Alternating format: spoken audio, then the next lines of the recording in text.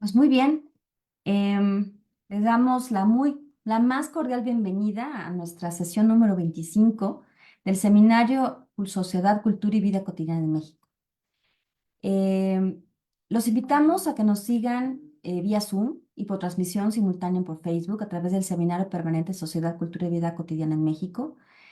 Y bueno, antes de iniciar, me permito compartirles unos anuncios en torno a la dinámica que vamos a llevar a cabo durante la sesión.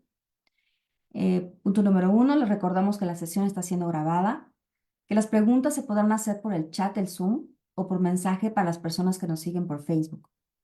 Es importante señalar que en caso de alguna intromisión en la reunión, lo que nos ha pasado, ¿verdad? Esta será suspendida inmediatamente y se les pide volver a ingresar con el mismo acceso. Para ingresar a la sala, deberán poner su nombre completo en su perfil. También los participantes que requieran de constancia de asistencia, favor de escribir su nombre completo e institución por el chat.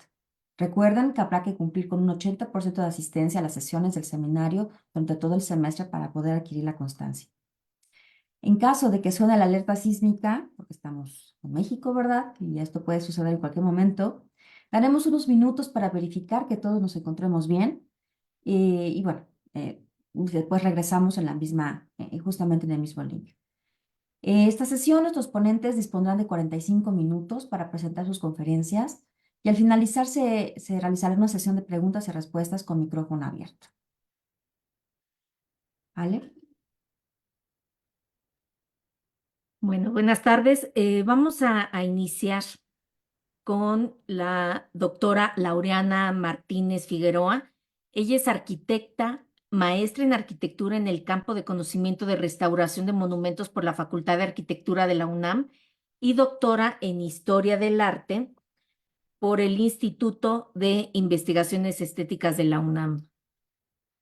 Ahí está.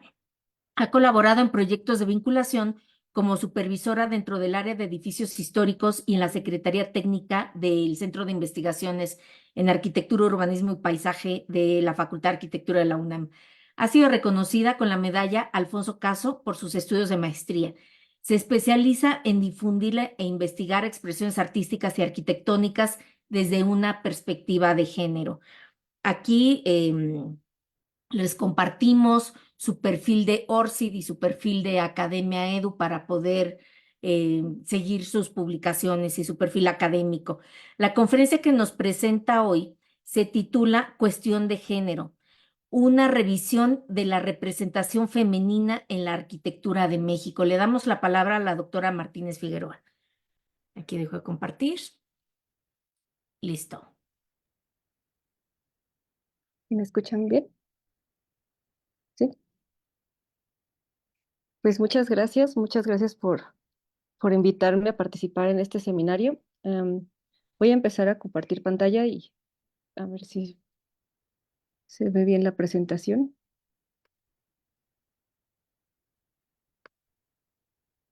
Aquí estamos. Listo. Correcto. Todo bien. Perfecto. Eh, pues un agradecimiento por la invitación. Eh, Quisiera decir que abordar la vida cotidiana es muy importante para la historia de las mujeres, porque abre este espacio para el tema que he desarrollado en los últimos años, que es la participación femenina en la arquitectura. Y es que la vida cotidiana engloba el conjunto de actividades que las mujeres llevaban y llevan a cabo de manera continua. Las labores de producción y reproducción, el trabajo, la crianza, la incursión en el desarrollo profesional, las actividades en el ámbito de lo público, pero también en aquellos sitios considerados privados, al interior de las casas, en las escuelas, en las cocinas, en los hospitales, todos esos lugares donde las mujeres desarrollan sus actividades de manera cotidiana, no se consideraban en los registros históricos a partir de los cuales fueron construidas las macronarrativas nacionales, y mucho menos en historias más remotas, alejadas en el tiempo y en el espacio. Cuando la prestigiosa historiadora norteamericana Natalie Simone Davis, a quien vemos en la pantalla, eligió como título para su libro Mujeres de los Márgenes, Tres vidas del siglo XVI, se propuso precisamente lo opuesto, es decir, no representar personas marginadas o fuera de los lugares más representativos del poder político, civil o religioso, sino poner al centro a sus protagonistas, una mujer judía, una protestante y una católica, que desempeñaron papeles importantes en sus respectivas comunidades. Se propuso demostrar así que estas mujeres tuvieron voz y agencia. Los márgenes fueron en este caso un sitio de reapropiación y la historia el vehículo que permitió observar el pasado desde otra perspectiva. A finales del siglo XIX y principios del XX, la participación de mujeres en la actividad de la ciudad representó también su acceso a la historicidad. Por ello, la importancia de vincular la arquitectura con el género y la vida cotidiana, porque nos ofrece un panorama diferente y de mayor complejidad de los procesos históricos. Una carta personal, por ejemplo, puede narrar el contexto y la visión de su autora. Una silla puede reflejar el entorno arquitectónico en el que se produjo. Un plato dar a conocer costumbres alimenticias, pero también representaciones, ideas, sueños de sus creadores y propietarios. La vida cotidiana también puede ser una fuente de creación. Quisiera compartir algunos ejemplos, mencionando a dos grandes arquitectas y diseñadoras del siglo XX. En primer lugar, a Lina Bobardi, la conocida arquitecta brasileña, que hace de un objeto común una metáfora visual de la transformación territorial que estaba sucediendo en Brasil. El mosquito hecho con el centro de una bombilla ilumina conceptos como modernidad y tradición, transparencia, opacidad, naturaleza y artificio. Este pequeño objeto da cuenta de la sensibilidad del arquitecta y de su mirada creativa, inquieta y propositiva, misma que también se vería reflejada en su arquitectura. Otro ejemplo es la diseñadora cubana Clara Porcet, quien acuñó el término arte en la vida diaria para derribar la idea de que existía una barrera entre las artes mayores y las artes menores, estas últimas relacionadas a la cotidianidad y a las mujeres. Cito una de sus célebres frases: "No hay arte mayor ni arte menor, hay arte. No hay tampoco un arte para domingos y días de fiesta. Hay arte en la vida diaria. Hay arte en ese espacio interior mismo que venimos tratando. Hay arte en el fresco que transforma uno de sus muros, pero también hay arte en el vaso que tomamos agua o en la cazuela de barro o de aluminio en que se cocinan los frijoles". Quisiera relacionar esta frase de Porcet con los conceptos que aparecen en el prólogo de este libro, que se llama Las mujeres que inventaron el arte indio. Su autora, Eva Fernández del Campo, se refiere a las mujeres artistas hindúes de la siguiente manera. Cito: "Casi ninguna de las personas tratadas ha sido lo que consideramos hoy una académica. Tampoco pudieron haberlo sido en su tiempo porque raramente tuvieron acceso a las instituciones. Su legado es modesto, no porque sea pequeño, sino porque casi en ningún caso tiene pretensiones, o por lo menos no tiene las mismas pretensiones de exhaustividad ni de autoridad que tuvieron los de sus compañeros. Y esta cualidad, la modestia, las convierte por tanto en referentes necesarios para el estudio científico". Añade: "De forma muy sutil, estas mujeres nos han dejado una manera menos impositiva de mirar y de transmitir el conocimiento que han protagonizado nuestros estudios desde el siglo XVIII. Una perspectiva a veces a contracorriente, que nos ofrece todo un método que permite contemplar el mundo que nos rodea desde la serenidad y no desde la preponderancia, desde el suelo que se pisa y no desde la metrópoli". Este texto que acabo de leer nos da claves para comprender que el estudio de las mujeres en la historia debe realizarse considerando distintos parámetros, ofreciendo otro tipo de narrativas, cuestionando las fuentes y cambiando la perspectiva de los relatos. Clara Porcet y Lina Bobardi, por ejemplo, son mujeres cuya presencia en la historia ha sido notoria en años recientes. Sin embargo, la huella de sus colegas femeninas no ha tenido la misma visibilidad, y una de las cuestiones a las que se debe prestar atención cuando se hace una revisión crítica de la historiografía especializada, en particular de la arquitectura, es a la representación de las mujeres en los relatos o a la falta de sus propias historias. Por ello, en esta breve plática me centraré en este aspecto en particular para reflexionar sobre qué se visibiliza o invisibiliza y en cómo estas prácticas influyen en la concepción tanto de la disciplina como de su relato histórico. Estructuré la plática a través de la palabra género y sus tres distintos significados, mismos que de manera autobiográfica han guiado mi trabajo en diversas direcciones.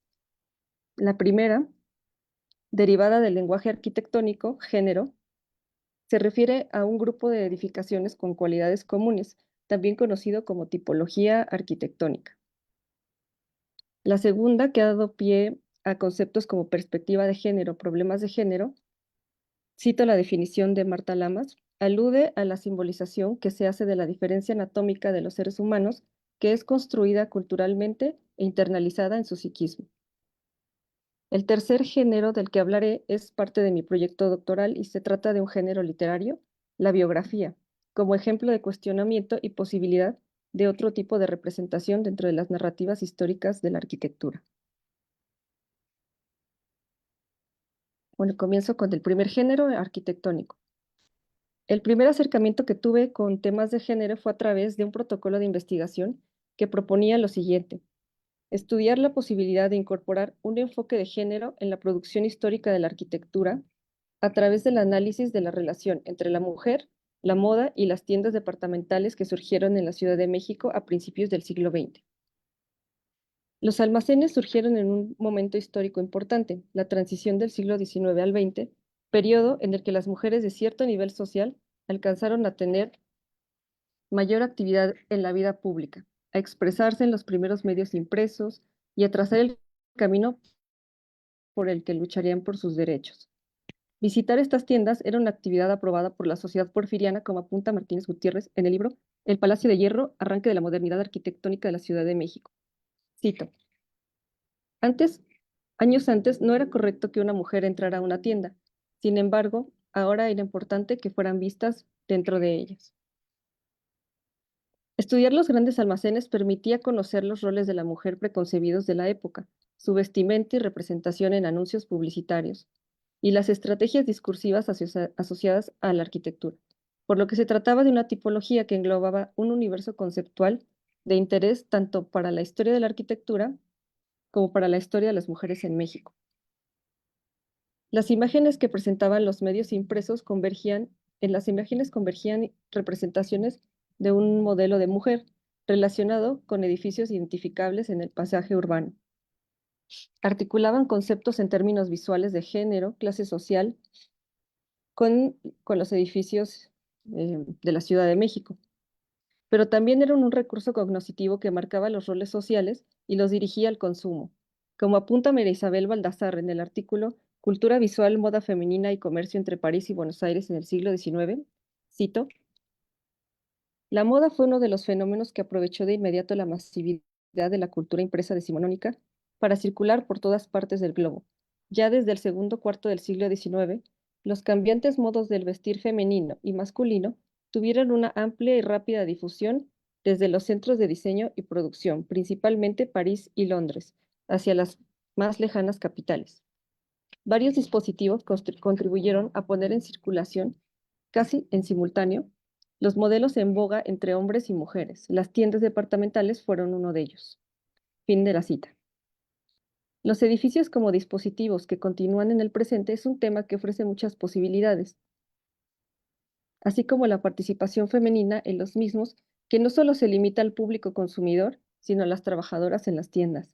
Las costureras, modistas y empleadas de los almacenes forman parte de la historia de este género arquitectónico. El protocolo que presenté no se desarrolló en el doctorado en arquitectura, sin embargo, fue importante como un primer cuestionamiento y sobre todo fue necesario para plantear nuevas aproximaciones desde otras disciplinas hacia la arquitectura. Y así fue como en el doctorado en Historia del Arte propuse otro tipo de articulación del género y de la arquitectura que presentaré en la siguiente diapositiva para comenzar a hablar de género como categoría analítica.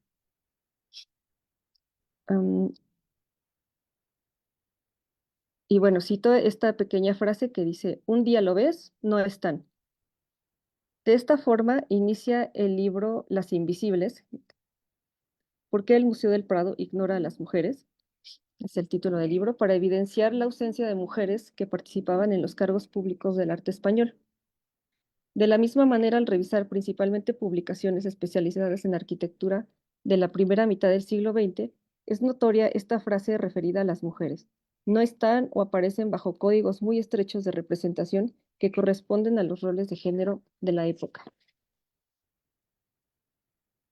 Por ejemplo, si revisamos el número 39 de la revista Arquitectura México, publicado en septiembre de 1952, ejemplar dedicado a las obras de Ciudad Universitaria, notaremos que en toda la revista solo aparece una mujer profesionista entre los arquitectos que concibieron el magno proyecto universitario.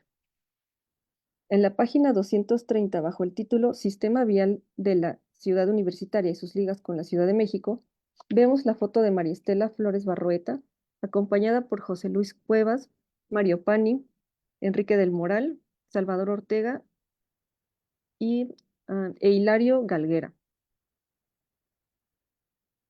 María Estela Flores, una de las arquitectas pioneras en la profesión, fue jefa de taller de proyectos de CEU, como aparece en este organigrama, y sin embargo, más allá de menciones aisladas en tesis y en artículos recientes, no hay una publicación completamente dedicada a su vida.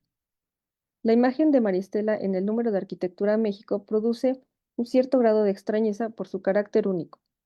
En el resto de la revista, bueno, aquí hay otra foto de María Estela, pero esta pertenece a un archivo personal de Lile Ordorica.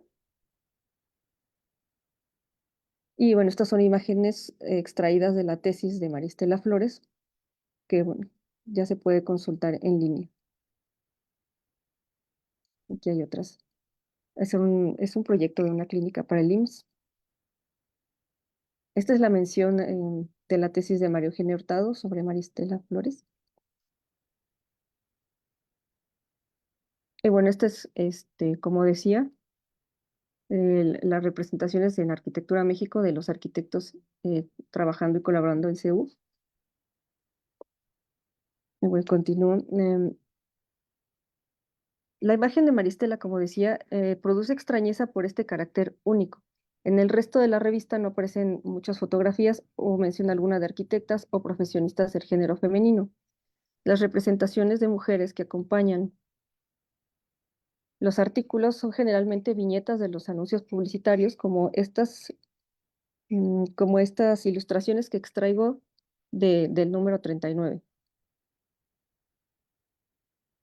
No está tan- El lenguaje publicitario que tiene un destinatario específico hace más evidentes los roles de género y acentúa las desigualdades, como en este caso, en el que anuncios dirigidos a señores, ingenieros y arquitectos, constructores, se intercalan con los sueños de cocinas ideales en el contenido de la revista.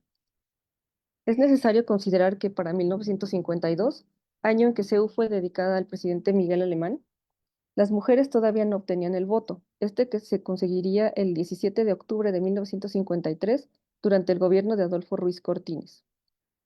Y así, si el ejercicio de la ciudadanía les era negado, otros mundos como el profesional o el cultural eran, como apunta en la siguiente cita Carlos Monsiváis, por demás lejanos e intangibles.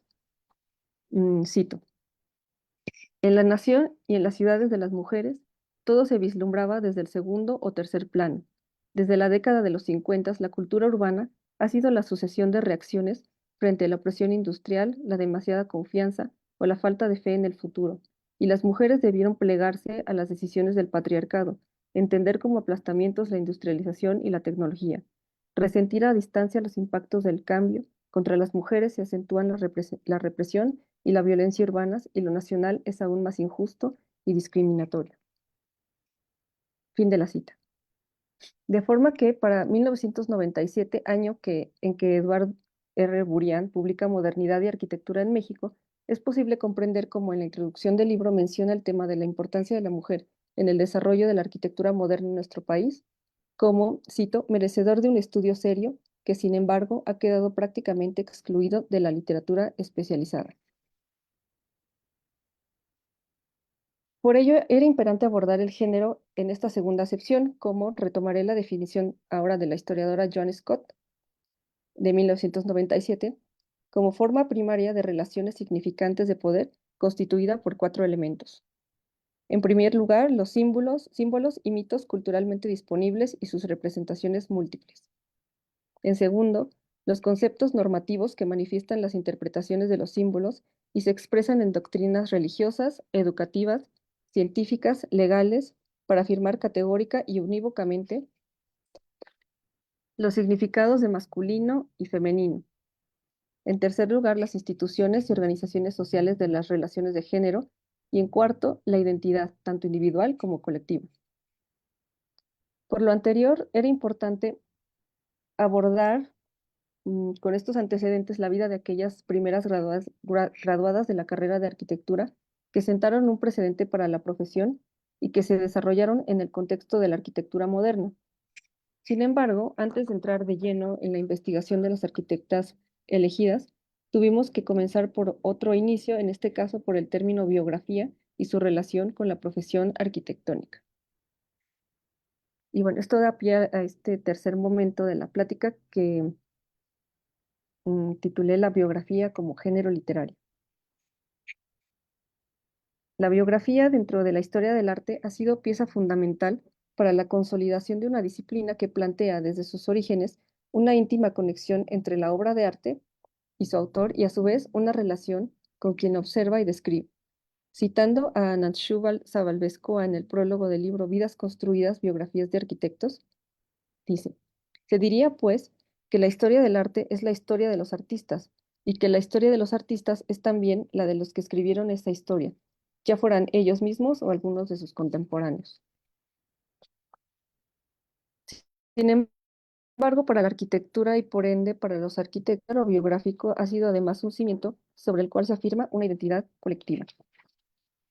Expone el doctor Luis Ortiz Macedo en la historia del arquitecto mexicano, siglos XVI-XX, que la actividad constructiva durante la Edad Media en España era considerada un oficio, un arte mecánico cuyo significado se basaba en el sentido clásico que se confería al término latino ars. Es a partir de la obra de Re Edificatoria del arquitecto italiano Leon Battista Alberti cuando surge un nuevo concepto de la construcción al considerarla además una ciencia. Esta debía ser sensible a todas las necesidades del hombre y basada en las lecciones de historia. Alberti acuñó una nueva terminología tomada del libro de Vitruvio, arquitectura y arquitecto, neologismos introducidos en su forma latina a partir del griego. Por ello se considera que fue en Italia, durante el siglo XV, cuando surgió el ejercicio de la arquitectura tal como hoy lo entendemos. Anteriormente no había una formación típica para los que deseaban dedicarse a la arquitectura, ni un gremio dedicado específicamente a los intereses profesionales de los arquitectos o a supervisar su educación.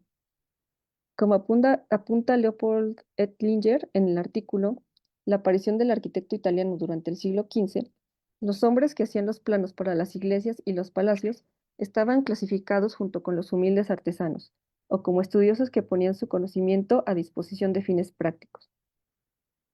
El arquitecto como especialista o profesional surgió durante esta época, de forma que alrededor de 1550, cuando Giorgio Vasari publicó la primera edición de su historia de los artistas italianos, pudo titularla Las vidas de los pintores, escultores y arquitectos más excelentes. En ese momento, a través de las biografías de Vasari, surge la idea del arquitecto como poseedor de una grandeza asociada a la atribución de capacidades artísticas y creativas.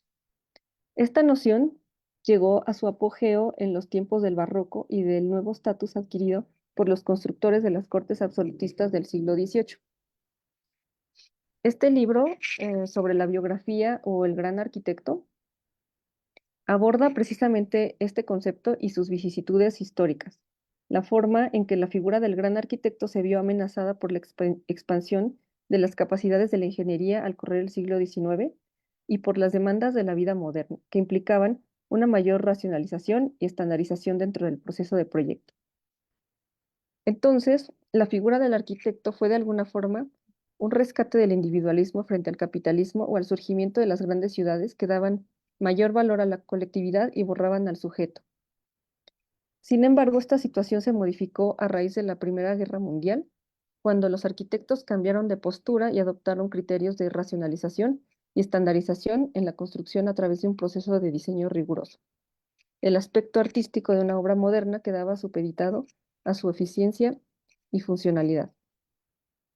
Desde ese momento, que podría situarse en los albores de la modernidad, la presencia del arquitecto como artista o creador ha entrado en diversos debates que llegan hasta nuestros días. No obstante, es innegable la importancia que esta figura y su relación con el género biográfico tienen para la disciplina. Se habla en la actualidad de un star system en arquitectura, un sistema jerárquico que requiere de personalidades relevantes para justificar una dimensión creativa y un protagonista que muchas veces oculta una escasa injerencia dentro de los mecanismos de producción de edificios y ciudades, los cuales se rigen por lógicas de mercados o intereses políticos y económicos. Denise Scott Brown, arquitecta americana de gran renombre internacional, en su artículo titulado precisamente Sexismo y el Star System en Arquitectura, ya desde 1989 hacía una crítica hacia dicho sistema, donde el trabajo de las arquitectas quedaba escondido tras los grandes nombres de sus colegas masculinos. Este escaso reconocimiento no es una coincidencia o el legado de una tradición ya superada. La figura del genio creador y su continua aparición en las biografías marginó aún más la presencia de las mujeres en una disciplina que, por ser jerárquica y colectiva, repite los patrones de exclusión que se presentan en la esfera pública del país. Ante este panorama y durante el tiempo de la investigación doctoral surgieron varias inquietudes. ¿Por qué la biografía? ¿Qué tiene de especial este género literario que surge, desaparece, se transforma y que en su momento se relacionó directamente con el origen de la profesión arquitectónica? ¿Por qué recurrir una y otra vez a los nombres y a las vidas? Y desde un posicionamiento feminista, ¿qué podría aportar, cuestionar o replantear? Fue así como planteamos, em, en plural, bueno, digo planteamos en plural, el comité tutor, a quien agradezco la orientación, la doctora Lourdes Díaz, a la doctora Luis Noel Gras y a la doctora Rian Lozano, fueron las tutoras de este proyecto doctoral. Planteamos uno de los objetivos de la tesis, que era retomar el género biográfico como un punto de partida para hacer una lectura crítica del pasado y el presente de la profesión arquitectónica y al hacerlo, ofrecer un camino hacia una historia de la arquitectura con perspectiva de género.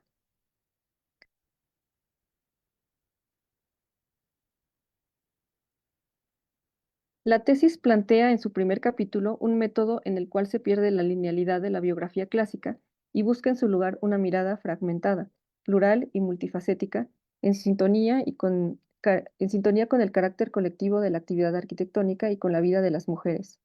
Se propuso emplear un caleidoscopio como objeto metodológico, cuya condición limítrofe entre lo lúdico, lo mágico y lo científico lo relacionaba con el carácter híbrido del género biográfico, que se sitúa también en los límites entre la ficción y la historia. Además, como instrumento óptico, el caleidoscopio construye un juego de espejos y miradas entre el presente y el pasado, un espacio en donde los mismos elementos, en este caso las mismas preguntas, daban como resultado diferentes relatos. Si bien representaba un lente crítico, la perspectiva de género tenía también una relación directa con el concepto de modernidad en el sentido descrito por Walter Benjamin, quien planteaba que, cito, el curso de la historia no puede reclamar más del pensador que el caleidoscopio en las manos de un niño, que destruye mediante cada giro lo ordenado para crear así un orden nuevo. Es precisamente este nuevo orden o visión del mundo el que se busca construir desde los estudios de género hacia, en este caso, la historia de la arquitectura. La tensión entre sujeto individual y colectivo, la porosidad entre el relato biográfico y la autobiografía, el carácter híbrido del género biográfico entre lo histórico y lo literario, y la noción del carácter subjetivo derivado de los feminismos fueron algunos temas que exploramos en las 4 biografías de las arquitectas que aparecen a continuación. La arquitecta Margarita Chávez de Caso, la arquitecta Estefanía Chávez Barragán, la arquitecta ingeniera Ruth Rivera Marín y la arquitecta María Luisa Dehesa. Quisiera brevemente comentar algunos aspectos de cada biografía y concluir con un fragmento de una de ellas que me parece que engloba los conceptos que hasta ahora hemos abordado en esta plática. La primera biografía, dedicada a Margarita Chávez de Caso, buscó hacer énfasis en su figura como arquitecta constructora y en la alianza que estableció con su esposo, el arquitecto Alejandro Caso, para formar un equipo tanto en la vida personal como en la profesional. De la misma forma, este relato quiso subrayar la creación de un lenguaje propio entre la pareja de arquitectos, relacionado tanto con el material empleado, el concreto armado, como con las tensiones dialécticas de la época. En particular, la postura de los arquitectos casos sintetizaba lo tradicional, lo moderno, lo internacional, lo vernáculo, lo formal, lo funcional. A ello sumaron el rescate de una memoria histórica que proveía una fuente de inspiración y de elementos formales para enriquecer su vocabulario arquitectónico.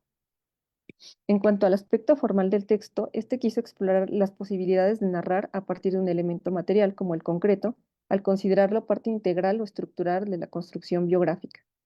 Al establecer un paralelismo entre los elementos vitales, temporales y los materiales, se buscó plasmar las tensiones propias de la actividad de un arquitecto y el hecho de que los edificios concebidos poseen una temporalidad y un desarrollo propios.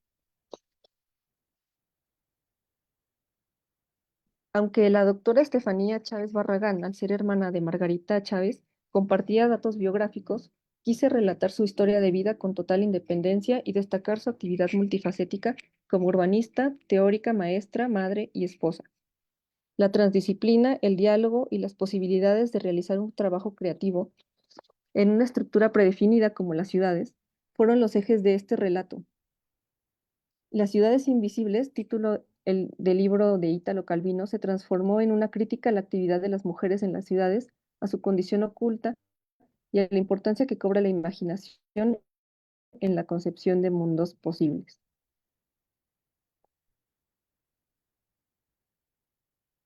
La construcción biográfica con la que se cierra el capítulo se tituló Viaje a la Semilla, María Luisa Dehesa Gómez Farías. El texto tiene como estructura el cuento homónimo escrito por Alejo Carpentier. Se trata de un viaje por el pasado en el que el autor describe de forma poética cómo se destruye una vivienda, aparente metáfora con la que propone demoler la historia occidental tradicional y plantear un comienzo diferente. Para la biografía de María Luisa Dehesa, quisimos retomar estos conceptos al desarrollar de manera invertida la historia del origen de la participación femenina en la arquitectura en México a través de la historia de vida de la primera arquitecta graduada. La semilla del cuento de Alejo Carpentier con la que dialoga esta historia de vida es también la metáfora de un origen, de la percepción remota de otras posibilidades o la oportunidad de edificar panoramas más justos.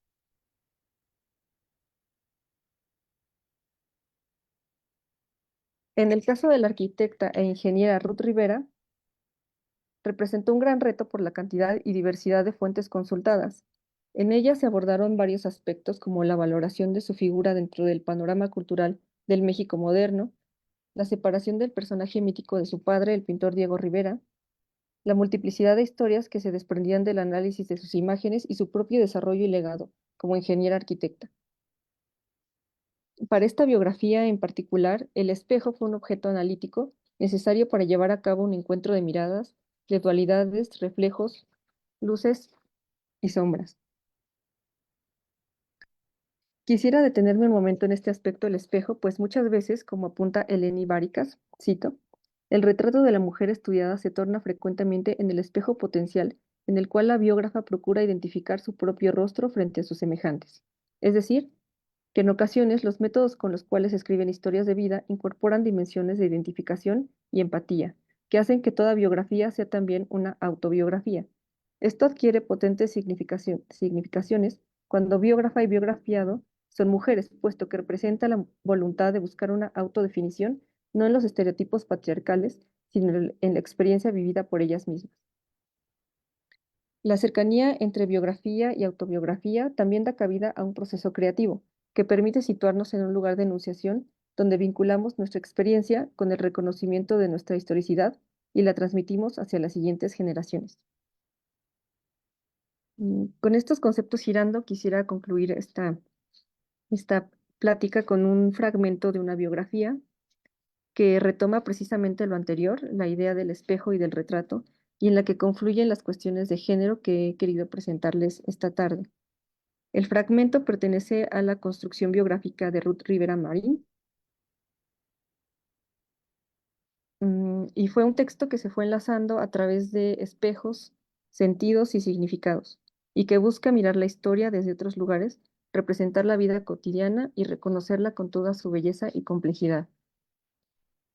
Antes de leerlo, quisiera comentar que el haber escrito de estas mujeres arquitectas desde su experiencia y desde la particularidad de sus vidas, y en una operación similar a la del mosquito que vimos en las primeras láminas de Lina Bobardi, o el plato con el que comenzamos la plática, me permitió comprender a la arquitectura desde un ángulo más abierto e incluyente y observar un panorama distinto de la historia de la disciplina, que no solo centre sus relatos en los edificios y los arquitectos, sino en las colectividades involucradas, en las redes tejidas entre sus actores y en los vínculos que establece con la sociedad y con el entorno. De alguna forma, el trabajo práctico y teórico de las arquitectas estudiadas aportan elementos para reflexionar temas de gran relevancia como la transdisciplina, la equidad de género, el arte, la participación comunitaria, la sostenibilidad y entre otros aspectos que no tendrían que ser paralelos a la actividad arquitectónica, sino fundamentos de nuevas expresiones. Bueno, voy a compartir es el último subcapítulo de la tesis dedicada a Ruth Rivera. em, Se titula Reflexiones y bueno, aquí quería comentar que los subcapítulos mm, de la biografía de Ruth, todos tienen como un juego de palabras que también querían como jugar con la idea del espejo, entonces la reflexión también es para finalizar como esta idea de reflexión del espejo y de reflexión de llevar la atención como a las conclusiones del capítulo. Y bueno, comienzo, dice, la palabra inglesa mirror, espejo, viene del latín mirari. Voy a pasar las imágenes que, bueno, no son precisamente las que tiene el subcapítulo, pero bueno, son algunas que analizamos en la tesis. Entonces las voy a ir pasando. Dice, la palabra inglesa mirror viene del latín mirari, asombrarse o maravillarse ante algo. La asombrosa naturaleza del espejo reside en cómo atrae nuestra imaginación, en los juegos de luz y la oscuridad que proyectamos en nuestro ser, en la sensación de que detrás del espejo el mundo pueda verse de forma totalmente diferente. En este caso en particular, el espejo construyó un ejercicio de observación o un proceso de reconocimiento que llevó a plantear dudas en lugar de certezas. ¿Quién fue Ruth Rivera? ¿La ingeniera? ¿La hija? ¿La actriz? ¿La arquitecta? ¿La madre? ¿La esposa? ¿La heredera? La misionera de las mil ideas, como la definió Francisco Báez Ríos, profesor de la ESIA y presidente fundador de la Sociedad de Arquitectos de México. ¿Cuál de sus rostros retratados? ¿Cuál de sus múltiples facetas? Las imágenes presentadas que dialogan con el texto son apenas una búsqueda, no una respuesta cabal. Por ejemplo, a través del siguiente párrafo extraído de Diálogos con Ruth, texto editorial escrito a mano que la revista Cali publicó a manera de homenaje póstumo, se pueden conocer algunos de los rasgos personales de Ruth Rivera a través del recuerdo de sus amigos y colaboradores. Cito. Tu constante actividad increíblemente no cesaba de realizar proyectos y cambios para beneficiar el conocimiento de la arquitectura eran producidos de una manera casi fabril. El buen funcionamiento del Departamento de Arquitectura de Bellas Artes, la integración de los diseñadores, la reestructuración de los organismos gremiales, la conservación de los valores artísticos y culturales, la investigación de la arquitectura a nivel nacional e internacional, hacían que buscaras nuevas formas de actuación, que siempre pensaras renovándote, que todos los días fuera una nueva imagen de Ruth Rivera. Fin de la cita. A través de estas líneas se percibe a una arquitecta activa, inquieta, creativa, una profesionista que, consciente de la realidad nacional y desde las posibilidades que su profesión le permitía, buscaba formas de apoyar a las nuevas generaciones y a las mayorías obreras y campesinas del país. Pedro Diego Alvarado Rivera, en la entrevista realizada, recuerda a su madre como, cito, una persona trabajadora y muy generosa que apoyaba siempre a los jóvenes. Ruth Rivera se desenvolvió en dos medios diferentes, paralelos, reflejados e indisolubles. El ambiente artístico cercano e íntimo y el profesional, técnico y de vocación social. De la constante retroalimentación entre ambos mundos, pudo desarrollar su particular forma de entender la arquitectura. El gran arte para las masas, obra de Diego Rivera, para Ruth fue una actividad que involucraba a toda su familia. Las manos de su madre, su rostro en los murales, la pintura en la ropa de su padre, el aroma de la cal, la arena, los pigmentos, serían parte de sus recuerdos íntimos antes de quedar en las narrativas de la historia del arte en México.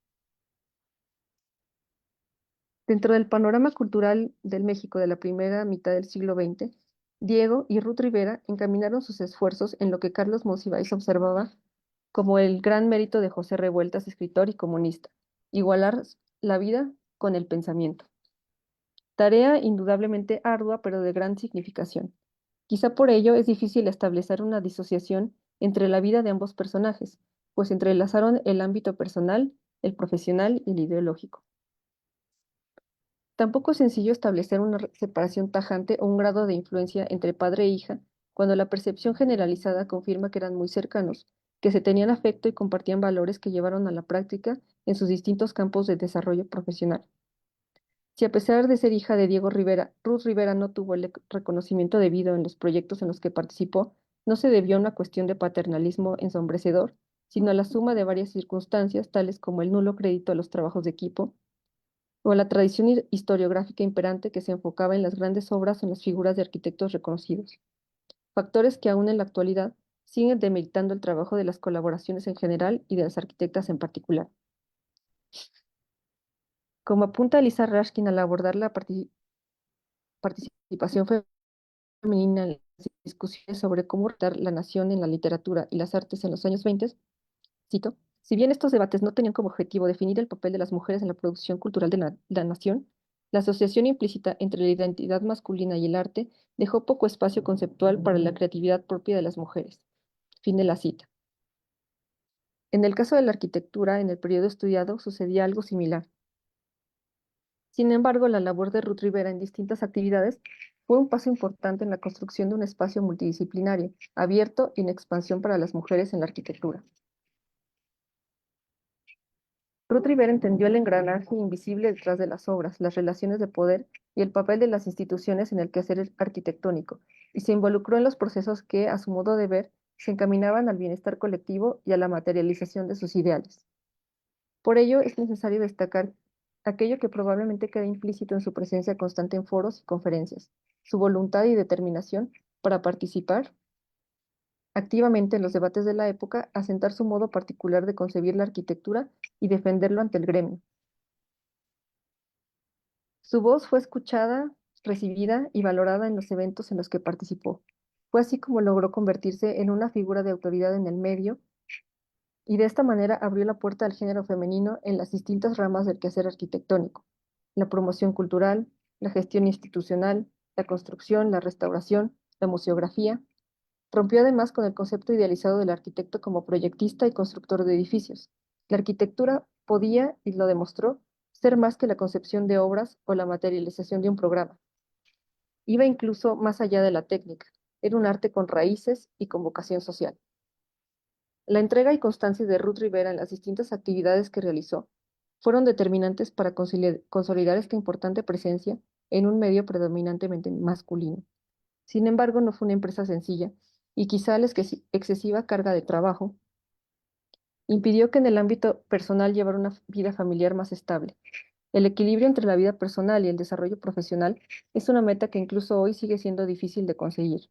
No obstante, como hemos visto, las vicisitudes de su vida personal no le impidieron abrirse paso como agente activo y propositivo en el medio arquitectónico dentro del cual incursionó. A la distancia, su aportación al camino por la equidad estudiantil se refleja en datos.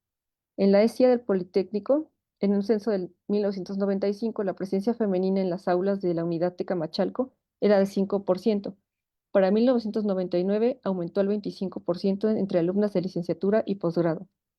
Para 2015, el porcentaje de alumnos en la misma unidad era de 56.6% de hombres contra un 43.5% de mujeres, según estadísticas proporcionadas por el IPN. En otro plano de trascendencia, el Consejo Nacional de Mujeres Arquitectas e Ingenieras creó el premio anual Ruth Rivera para destacar la labor de aquellas personas cuya actividad resulta significativa y dar a conocer la presencia de las mujeres profesionistas dentro del campo de la ingeniería y la arquitectura. El día 29 de noviembre de 1974, dicho reconocimiento fue otorgado a la arquitecta María Luisa Dehesa Gómez Farías y a la ingeniera Concepción Mendizábal Mendoza, quienes fueron las primeras mujeres que recibieron en México el título profesional en estas disciplinas. La ingeniera Mendizábal Mendoza se recibió en 1930 y la arquitecta Teresa Gómez Farías en 1939. Quisiera concluir esta construcción biográfica con las palabras que Juan Soriano dedicó a Ruth Rivera al partir, un texto poético que, más que un final, nos hace pensar en un origen y reflexionar sobre la vida que con todas sus complejidades quizás sea solo una mirada efímera al otro lado de un espejo. Cito: junto al mar y el río, humilde, indefensa, crecías. Tu pelo de sirena se te iba quedando corto. Tú sabías bailar y cantar el agualulco mientras navegábamos por el río hasta el mar. Brillabas como estrella sobre tantos colores azules de agua y cielo, enredadera, arabesco, azules maravillas. Niña Ruth, tu imagen se me disuelve en el mar. Y bueno, concluyo esta presentación y dejar de Muchas, compartir pantalla. muchas gracias, doctora Laureana, por su extraordinaria participación. A continuación, bueno, vamos a cederle la palabra al doctor Aldo Solano Rojas. Me permito leer su semblanza. Bueno, él es maestro en Historia del Arte por la Universidad de Granada y doctor en Historia del Arte por el Instituto de Investigaciones Estéticas de la UNAM. Es autor de libros Política del Juego, Arquitectura y Diseño del Espacio Público en el México Moderno por Buró Buró en 2017 y Playgrounds del México Moderno por Cubo Blanco en 2018 y de diversos artículos académicos. Él se especializa en diseño y espacio público del siglo XX en México y actualmente realiza una estancia postdoctoral en el Centro de Investigaciones en Arquitectura, Urbanismo y Paisaje de la Facultad de Arquitectura de la UNAM. Presentamos también el perfil del ORCID, del doctor Solano, para que ustedes puedan ubicar sus publicaciones académicas y bueno, también el perfil de academia.edu. Y bueno, él nos estará compartiendo el día de hoy la conferencia titulada Modernidad, Arquitectura y Género en las charolas del refresco Lulú. Le damos la más cordial bienvenida, doctor Aldo Solano. Hola, muchas gracias a todos, a los organizadores y a la Facultad de Arquitectura, a todos.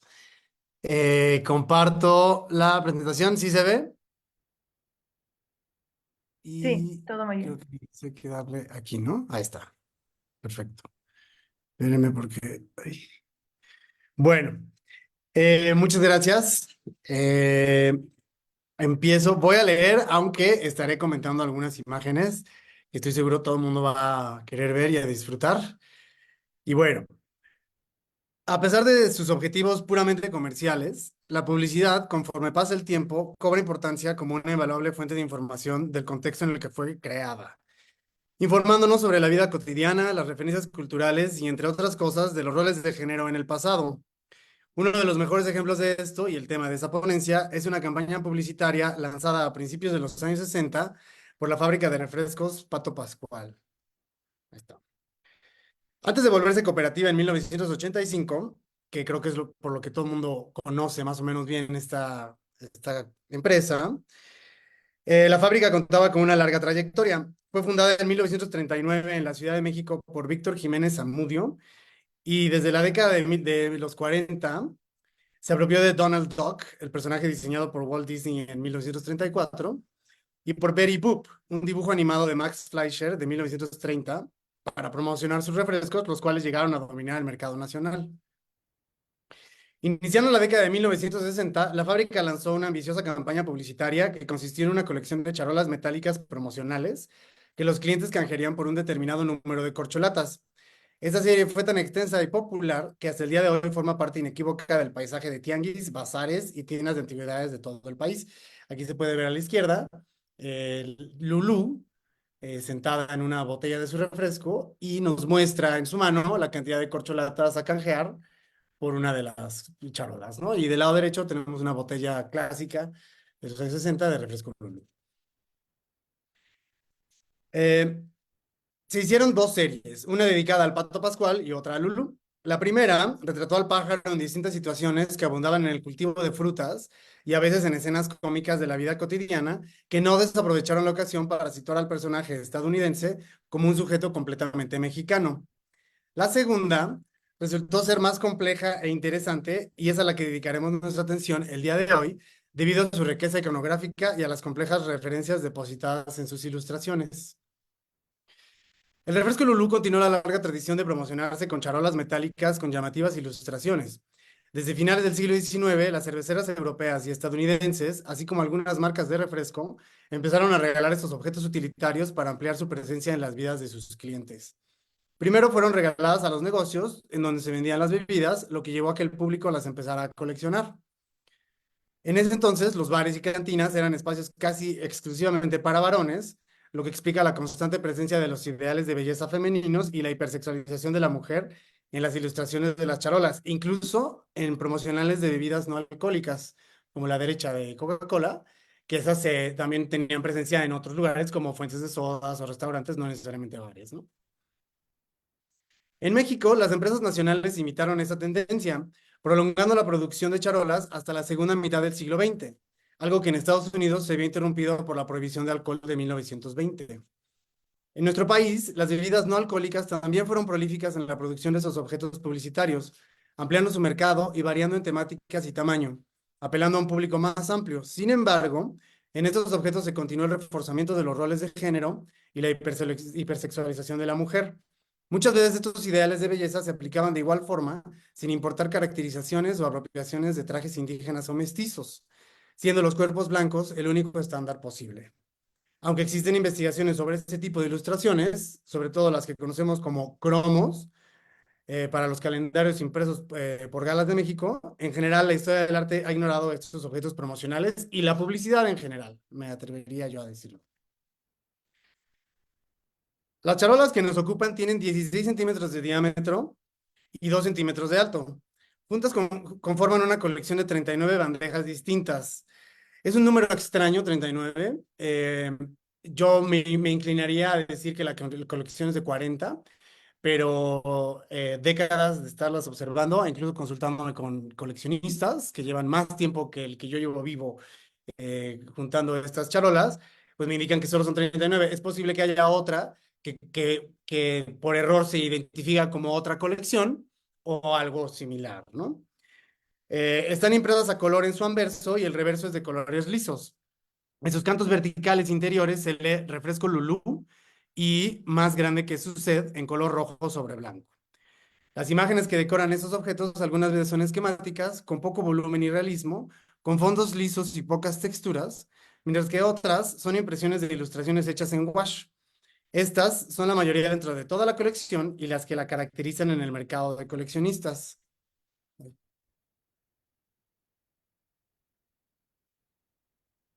Es muy probable que las ilustraciones sean de un solo autor o autora. Yo me inclino a decir que es una autora, ya que gran parte de ellas fueron firmadas BR. Muchas veces la rúbrica fue escondida y disimulada en el paisaje y texturas. Algo curioso es que en el caso del lado derecho, que es el de una charola de Lulú, y en todas las de Lulú, la firma BR está oculta, mientras que en las del Pato Pascual, que es el caso de la izquierda, no están escondidas. Yo me inclino a decir que es por una especie de respeto a la ilustración y que no quería, digamos, alterarla con su firma, ¿no?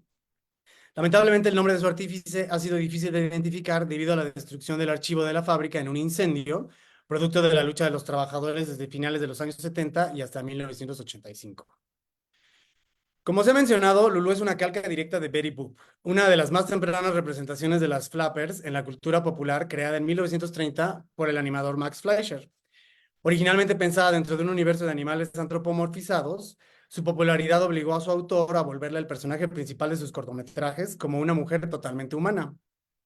Boop fue la confirmación de la relevancia de las chicas flappers en la cultura popular y de su papel en la transformación de la sociedad, y a pesar de haber nacido como una sátira, terminó representando a la mujer moderna, urbana y transgresora.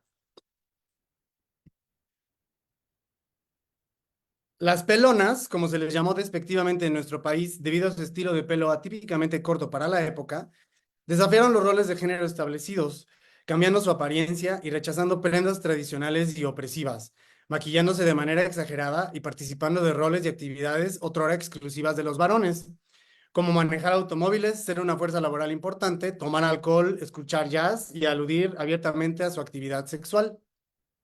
En México, esta tendencia tuvo un breve pero importante auge. Artistas como Nahui Olin se identificaron con esta moda que tuvo una importante presencia en la cultura popular, llegando incluso a ocupar portadas de revistas, como lo ha investigado profusamente Anne Rubinstein, entre otros. Del lado izquierdo tenemos una portada de revistas de Ernesto García Cabral, y del lado derecho, a pesar de que es una ilustración del Dr. Atle, pues retrata a Nahui Olin, ¿no? Con el característico corte flapper. Pero la vida de las flappers duraría poco, favoreciendo la cultura popular al discurso nacionalista por-revolucionario, condenando a las mujeres racializadas al folclore, mientras que las clases altas tardarían mucho tiempo en reivindicar la identidad nacional. Por los años de nuestras charolas, para los años de nuestras charolas, perdón, Betty Boop ya no era un personaje de moda y las flappers habían quedado en el pasado. Sin embargo, por su condición estadounidense y transgresora, la refresquera la utilizó para proyectar modernidad y posteriormente mexicanidad. Además de que por tratarse de un personaje cercano a un figurín, resultaba muy sencillo situarla en todo tipo de situaciones o simplemente retratarla cual muñeca Barbie con cambios mínimos de vestuario. Con esto llegamos a la primera subcolección de toda la campaña promocional, la que sitúa a Lulú en fondos de colores lisos y en donde las únicas variaciones que presenta son sus trajes, que a veces se relacionan con las acciones mínimas que realiza. Es curioso que en esta subcolección, pues también la ponen 2 veces incluso lavando, ¿no? Muchas de las actividades asignadas, según su género, barrer, lavar ropa o estar caracterizada como novia, conviven con otras que la relacionan con otros personajes de la cultura popular, como Santa Claus o Carmen Miranda. Escenas que nos indican que se tomaban varias referencias de la cultura sin importar la temporalidad, como Carmen Miranda de los 40. Y en el caso de Santa Claus, aquí hay un guiño curioso, en el que en el saco de juguetes ella lleva un pato Donald o un pato Pascual, ¿no? En un guiño transmarca. Casi todas estas escenas hacen propicio el mostrar el cuerpo y retratarla como una persona indefensa, infantilizada o en necesidad de ayuda, además de la evidente hipersexualización del personaje. Un segundo grupo se puede identificar a partir de las escenas en las que Lulú interactúa con su propio refresco en situaciones absurdas o fantásticas. Algunas veces se referencia a los cuentos de hadas y otras actividades que, sin importar los roles tradicionales, Lulú ejecuta cómodamente, no sin adaptar su equipo y vestimenta a su voluptuoso cuerpo. En este grupo también encontramos a Lulú haciendo deportes como el surf, manejando un auto de carreras o incluso como astronauta, que era la primera que vimos de todas las. Una subcolección más es la que parece haber captado todo el entusiasmo de su artífice, en donde las ilustraciones no solo muestran una mayor calidad y nivel de detalle, también se hace referencia a la historia del arte y es en ellas en donde una Lulú abiertamente mexicana termina de cristalizarse. Al mismo tiempo, es en este grupo en donde podemos ver la intención de identificación con colectivos específicos de la sociedad por parte de los publicistas, además de que nos da valiosa información sobre la posición de objetos específicos de la arquitectura y del turismo de México en la cultura popular de aquellos años.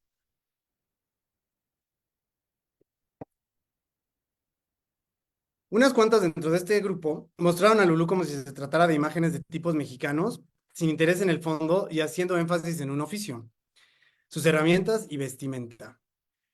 Llama nuestra atención la charola con Lulú como molendera, que no solo apela a la historia de los tipos mexicanos, sino que también bebió de representaciones desde el arte moderno que buscaba la renovación de la identidad nacional, como La Molendera, un óleo de Diego Rivera de 1924. El resto, en cambio, retrató a Lulú en varios sitios específicos de México. A veces el personaje aparece vistiendo trajes regionales y en otras como una turista moderna y urbana que visita parques y bellezas naturales.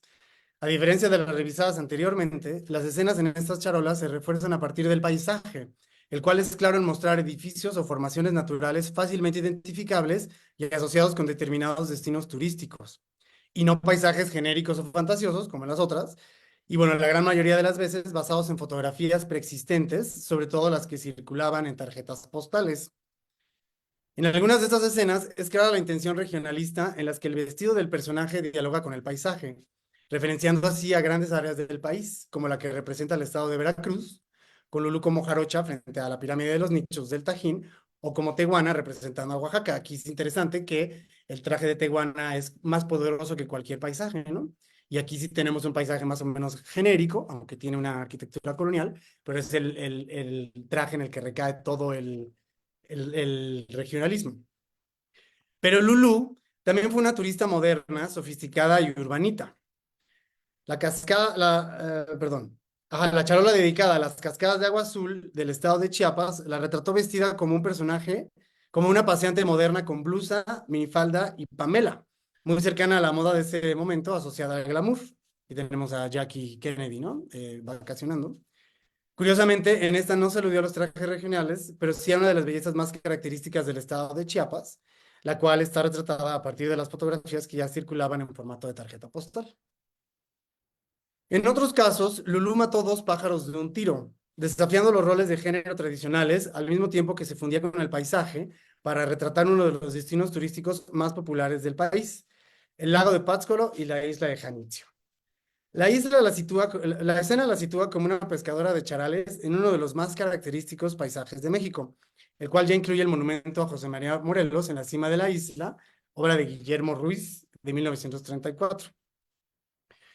El lago y los pescadores, con sus características redes de mariposa, fueron objeto de fascinación desde principios del siglo XX de fotógrafos y viajeros, siendo una de las más famosas postales del país. Así, nuestro ilustrador o ilustradora tomó como referencia estas imágenes para retratarla como parte del paisaje michoacano y participando en una labor exclusiva de los varones, oficio que ejercen mientras toma una botella de su refresco. Ahí está, con la mano derecha. También sabemos que Lulú es diestra. Otros más, a pesar de su regionalismo, apelaron a objetos específicos de la historia del arte, como la dedicada a Xochimilco, en donde vemos a Lulú a bordo de una trajinera que lleva su nombre, surcando uno de los canales del famoso destino turístico.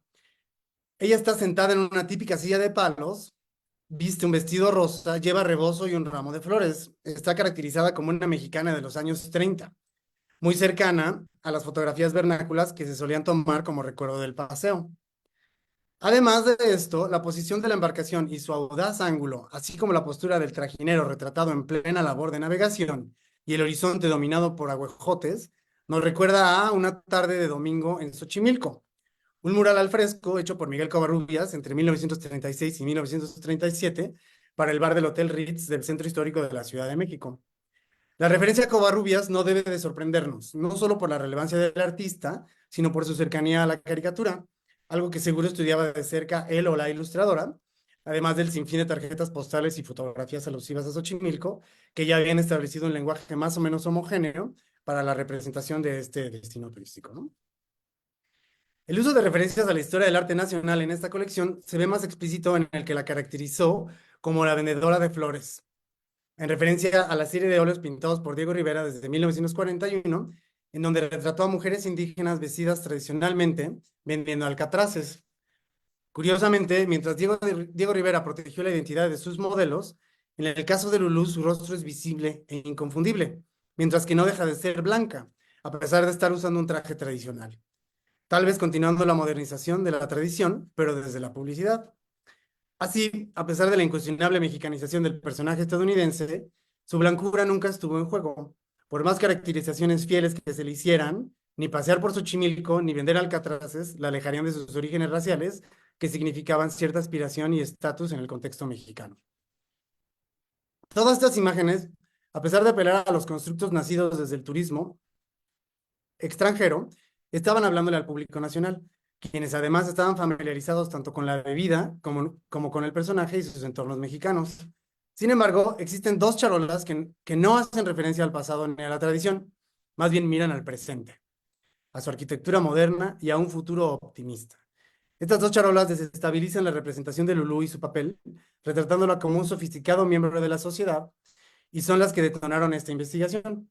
Me refiero a las dedicadas a la UNAM y al Instituto Politécnico Nacional.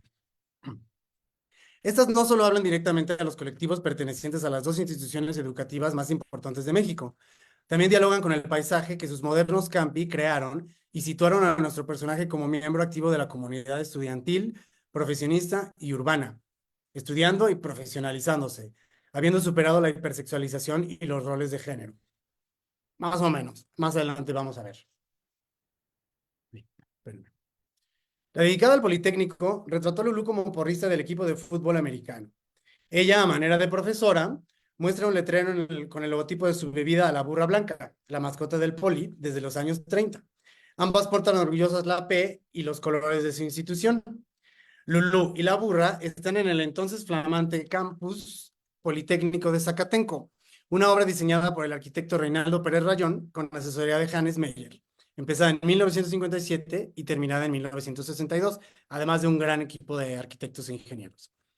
La escena no escatima en el detalle del paisaje, retratando con fidelidad los modernos edificios de acero y vidrio con plantas completamente liberadas, todos hechos a partir de elementos modulares y prefabricados. Se ilustran también los andadores al aire libre, perdón, es que tengo problemas. Se ilustran también los andadores al aire libre rodeados de pírules, además de la innegable presencia del Cerro del Chiquihuite que domina la zona al norte de la Ciudad de México. Lulú es parte del paisaje creado por el nuevo campus, el cual es fácilmente reconocible, algo que se refuerza si tomamos en cuenta que el escudo de la institución no está presente, por lo que el ilustrador o ilustradora confió en la fácil identificación del campus por parte del público, reforzado por la presencia de la mascota y el paisaje, y sobre todo por lo vanguardista y lo novedoso de los edificios de Pérez Rayón. Esta charola hablaba directamente a egresados o estudiantes del Poli, a sus familias e incluso a los vecinos del campus, quienes identificarían fácilmente su entorno. En cercano diálogo a la escena de Zacatenco, la campaña dedicó una charola a la UNAM.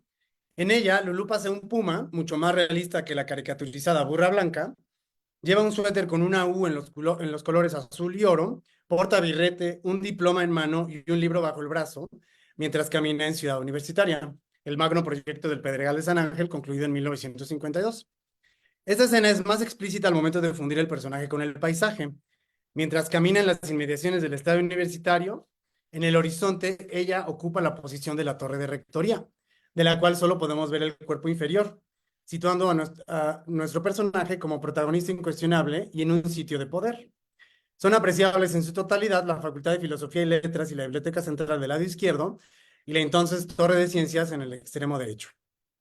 El paisaje de esta escena está copiado literalmente de una tarjeta postal publicada en 1953 por Marcolor, la editorial de postales de Eugenio Fischgrund.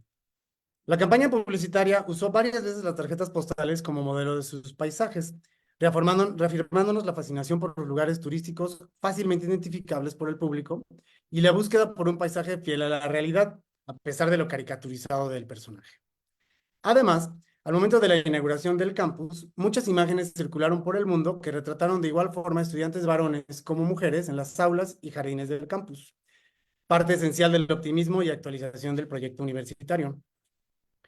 Ambas escenas ponen en evidencia la búsqueda por la actualización respecto al cambiante paisaje de la Ciudad de México, pero también de la representación de las mujeres en contextos educativos y progresistas.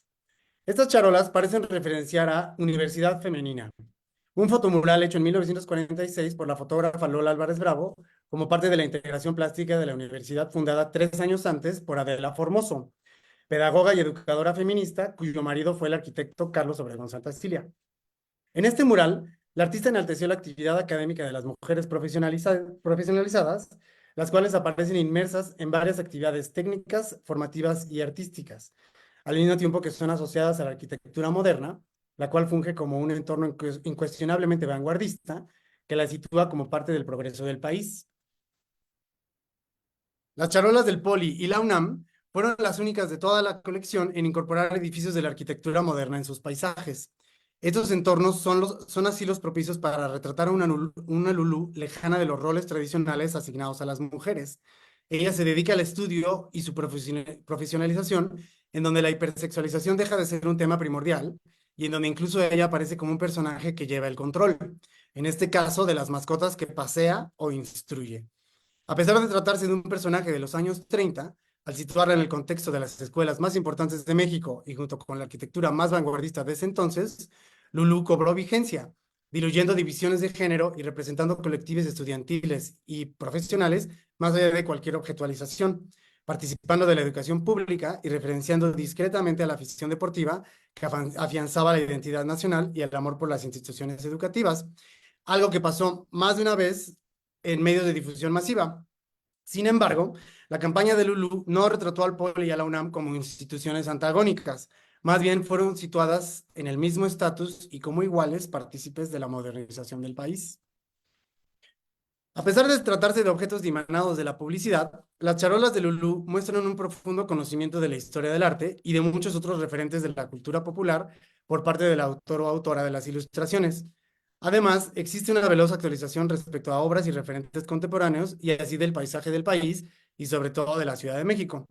El cúmulo de charolas dedicadas a la identidad nacional no se limitó a representar arquetipos turísticos o regionalistas, los cuales, a pesar de haberse consolidado en gran parte desde la perspectiva del turista extranjero, en esta campaña le hablan al público nacional, sino que ilustró al mexicano del presente, utilizando la infraestructura y nuevos proyectos a su alcance.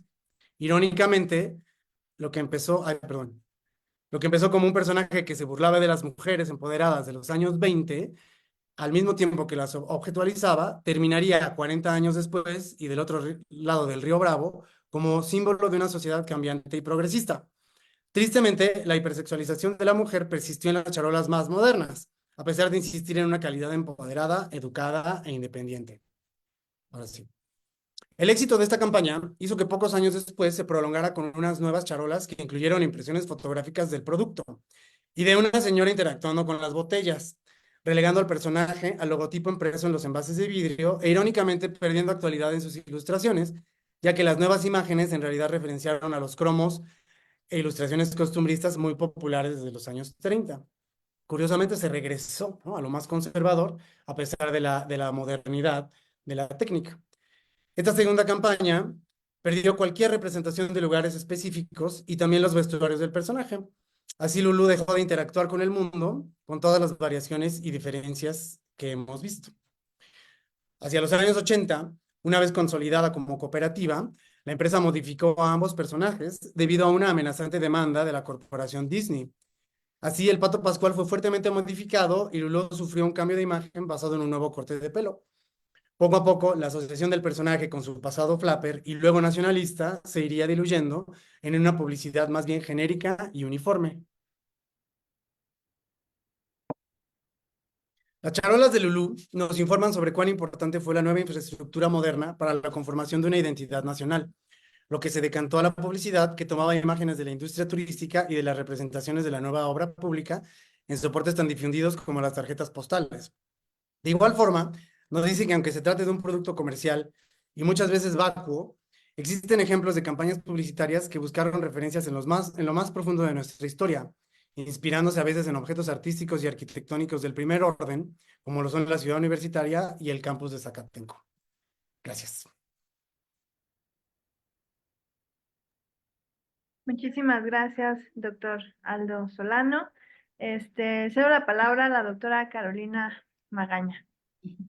Gracias, Eli.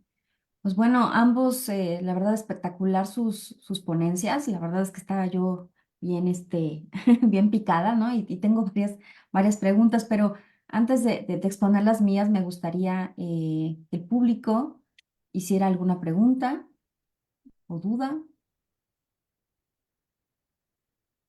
Aquí tengo una de parte de la doctora Lisa.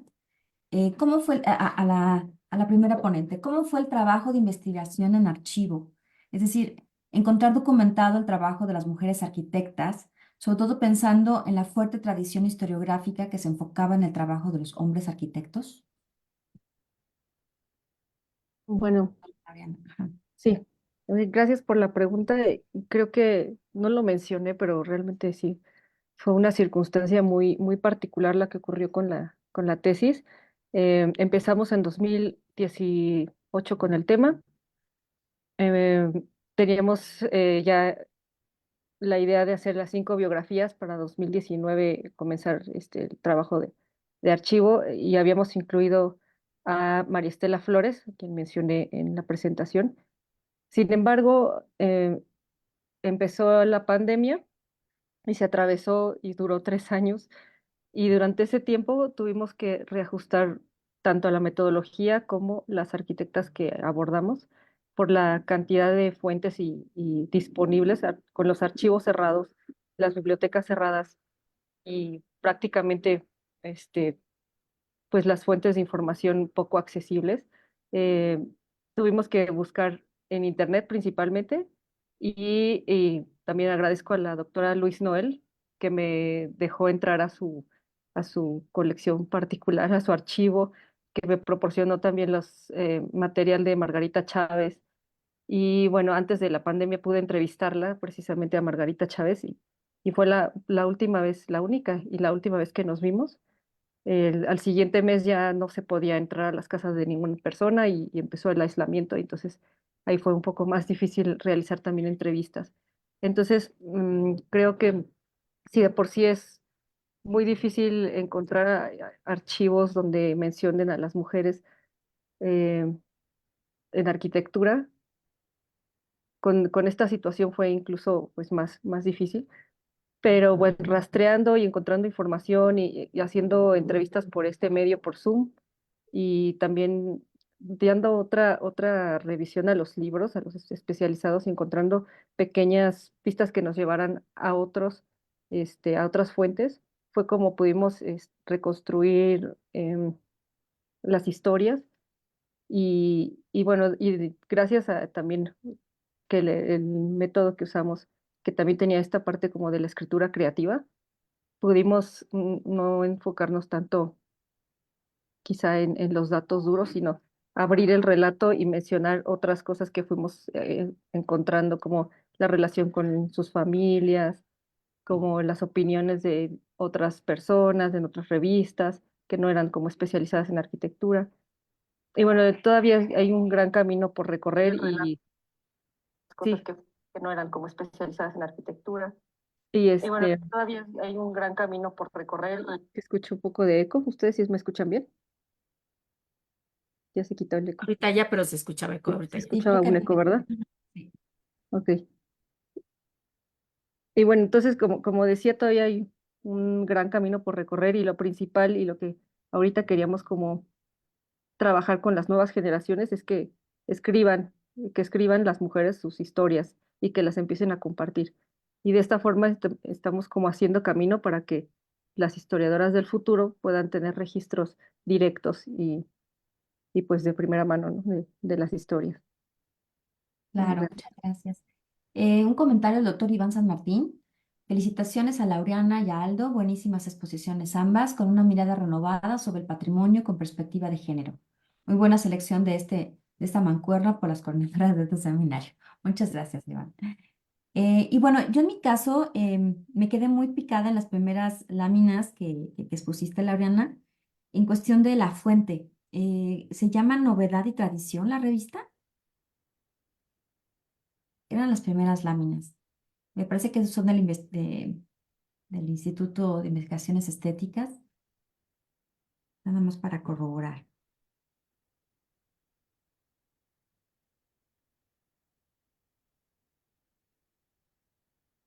Las láminas de los edificios de las tiendas departamentales. Sí. Sí. Ah, sí. Es novedad y tradición. A ver, Ujú. voy a buscar la fuente. Aquí está.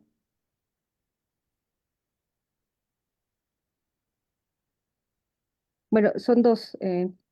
Usé este libro de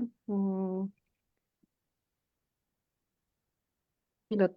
A ver, aquí se ve un poco.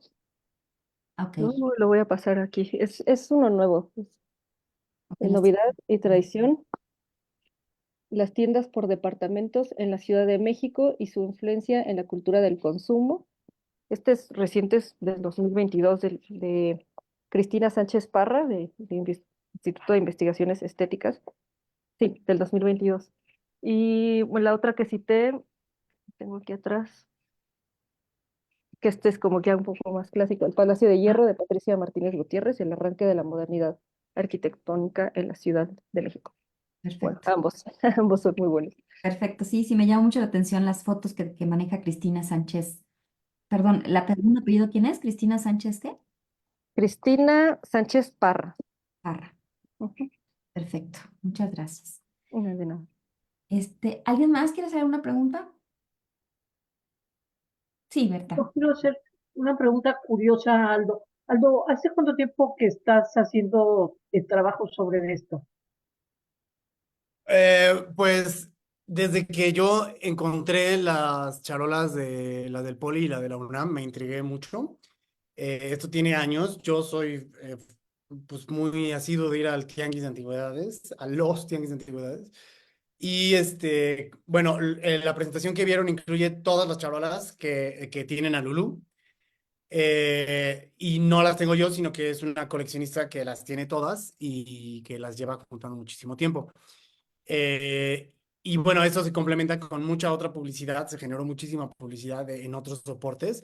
Y por ejemplo, hay una serie de vasos que tienen a Lulú en otras situaciones, sobre todo deportivas, y eso se complementa con Pascual, ¿no? Haciendo otras cosas. Y en el caso de Pascual también hay mucha intención mexicanizante. Está Pascual con guayabera, como charro, como mariachi, etcétera, pero nunca con arquitectura moderna. En las charolas cuadradas, que dialogan con las redondas, sí está Pascual dos veces dentro del Estadio Olímpico Universitario, ¿no? Y no hay más, es todo. Pero bueno, esto lleva pues un buen tiempo. Nada más otra pregunta curiosa. ¿Cómo se llama la presentación que ahorita nos diste? Tiene un título, dijiste, ¿no? Y se llama Modernidad, Arquitectura y Género en las charolas de refresco Lulú. Gracias. Muy bien. Bueno, yo tengo varias preguntas para Aldo. La verdad es que me encanta este tema. Por ejemplo, esta colección que tú tienes. Ay, perdón, Ale, te doy la palabra. ¿Yo? ¿Yo? Bueno. Este, justamente en toda tu ponencia, la verdad andaba yo anotando de preguntas. ¿Tienes alguna manera, cuál era la misión de la marca? O sea, ¿cuál era el objetivo de la propia marca? Porque justo muestras diferentes etapas de la marca, ¿no? Y justo la representa. La comunicación visual de Lulu cambia, ¿no? Desde el inicio mencionas la fecha del 39. Y bueno, no Ujú. sé hasta qué fecha sigue vigente la marca Hasta el día de hoy. y no ha evolucionado, o sea, se queda como la Bueno, estrategia. pues la intención de esta campaña publicitaria es, como todas las campañas publicitarias, crear una presencia constante del producto para que eventualmente se venda más. En las primeras campañas publicitarias, digamos las muy cercanas a la adopción de estos personajes, que es a la fundación de la empresa, existen, por ejemplo, hay calendarios, hay libretitas, etcétera, en las que están dialogando los dos personajes. Entonces se entiende que dentro de su orden binario hay un refresco con mascota masculina, el Pato Pascual, y otro con mascota femenina, que sería Lulu. A pesar de que en ningún momento se pensaba que el refresco fuera para mujeres y este otro fuera para hombres, ¿no? Cosa que cuidaron muy, muy bien en cuanto a la interacción y a la mezcla incluso, ¿no? Porque al final de cuentas, Lulú era el refresco producido por Pato Pascual, ¿no?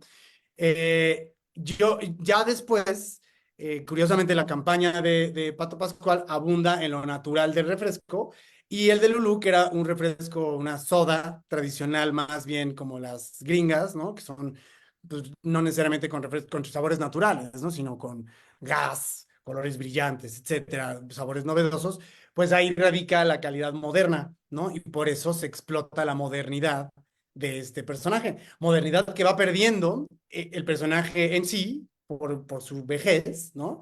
Pero que se renueva por el paisaje, por los entornos, por las acciones que hace, etcétera, ¿no? Sí, y esta tu respuesta me lleva a mi segunda pregunta. En realidad, tú nombras a tu ponencia como modernidad, pero llega un momento que siento que podía ser también como una identidad, entendida, o sea, tal cual de este periodo, ¿no? El momento de que hace referencia a la parte turística. Entonces, más bien, creo que da para eso también. O sea, modernidad en el sentido estricto de la palabra modernidad, citando a algunos estudiadores, bueno, el hecho de pensar en este periodo en el cual la tecnología, todos los avances en Latinoamérica, ¿no? Estos quiebres históricos. Modernidad también desde arquitectura, pues generalmente lo atribuimos a los años 50. Por eso cuando tú Claro. empiezas en los 39 con Lulú, pues me viene como esta etapa de identidad cultural, identidad nacional. Y bueno, el momento que vas exponiendo toda la publicidad, pues más me voy centrando que también pudiera abocarse este estudio, darse un pequeño desvío, por llamarlo así, a la parte de identidad nacional en este periodo. Absolutamente, no, desde luego. De hecho, toda la subcolección mexicana es eso, ¿no? Es la mexicanidad de ese momento, incluyendo la pirámide de los nichos y Zacatenco, ¿no? O sea, ya Cultural. englobando esto nuevo, desde la Tehuana, ¿no? O desde Lulú haciendo tortillas, que además tiene un estudio de detalle increíble, esa ilustración, ¿no? Hasta con el trastecito de agua, ¿no? Para que no se pegue la masa en las manos, es increíble. Hasta el detalle de CEU y de Zacatenco. Desde luego, todo esto tiene que ver con la identidad. Es más, incluso las Lulús menos mexicanas también tienen que ver con la identidad mexicana, con esta invasión, ¿no? Del vecino del norte, pero también con esta avidez, esta urgencia de actualizarse, del mexicano de occidentalizarse, ¿no? Tiene muchísimo que ver con esto, claro que sí. No, te felicito, la verdad es que creo que está, aparte, muy bien articulado ¿no? En sí la investigación, Muchas y sí, gracias. la verdad me da para más. Muchas gracias. Ahora sí, Ale, te doy la palabra. No, hay una pregunta de la doctora Maya Larrucea. Sí. Ok. Amaya Larrucea dice, muchas felicidades por las ponencias. Una pregunta para Aldo. ¿Cómo interpretas la relación paisaje-mujeres presente en estas ilustraciones? Pues yo creo que la idea de fundir el traje regional con el paisaje, en el caso de las charolas regionalistas, yo creo que parten de una tradición más antigua, ¿no? Que es la de los tipos, desde luego, y también precisamente de las tarjetas postales, que justo bueno, un poquito tiempo antes, ¿no? En la década de los 50 en México tuvieron muchísimo éxito, que era justamente la mujer caracterizada con traje típico, desde luego, por lo general, blanca, ¿no? En el lugar, en el sitio. O sea, este código está bebiendo de muchos otros soportes, ¿no? A pesar de ser una ilustración completamente artificial, bueno, en wash, etcétera, y con este personaje de otras referencias, ¿no? De otro lenguaje, se está adaptando a estas construcciones turísticas, ¿no? A esta construcción de la Tehuana fuera del Templo de la Soledad en Oaxaca, etcétera, etcétera. Los tipos mexicanos versus el paisaje. Pero lo interesante también es que son paisajes más amplios. Entonces, así la jarocha no refiere al puerto de Veracruz, sino que si está en la zona arqueológica del Tajín, refiere al estado de Veracruz, ¿no? De igual forma, si se pone a turista moderna en las cascadas de Agua Azul, pues es el estado de Chiapas, ¿no? Tal vez la más precisa es la del lago de Pátzcuaro, que es un sitio en específico, pero pues fue el sitio que desde el cardenismo fue impulsado como, bueno, Michoacán, ¿no? Pátzcuaro y el lago de Pátzcuaro fueron impulsados como un destino turístico regional, ¿no? No sé si contesté la pregunta de Amaya, pero ya me dirá Amaya. Sí, sí, yo creo que sí. Muy bien, muchas gracias. Doctora Contreras, ¿tiene usted algún comentario?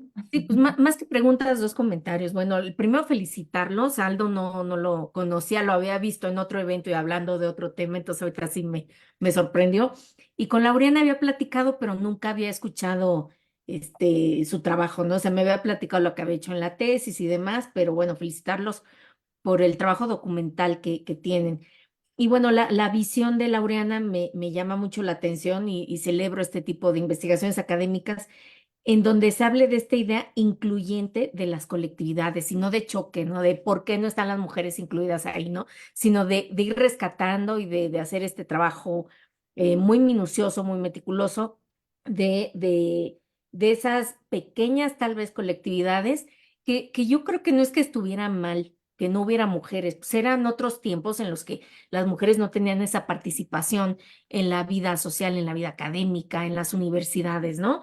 Y ahorita como que me cayó el 20 de Ruth Rivera, dije, pues es que es del Poli y es de la primera egresada, yo creo, mujer de aquel lado, ¿no? Entonces, creo que también en ese sentido, sí tenemos bueno, yo tenía muy identificada de esa como la primera egresada de arquitectura de la UNAM, pero no a Ruth Rivera como la primera egresada mujer del Poli, ¿no? Entonces ahorita así como que wow, me cayó, me cayó el 20. Pero ese ángulo incluyente de las colectividades y evidenciar esas colectividades desde este punto de vista de sumar y no de confrontar, me parece maravilloso, ¿no?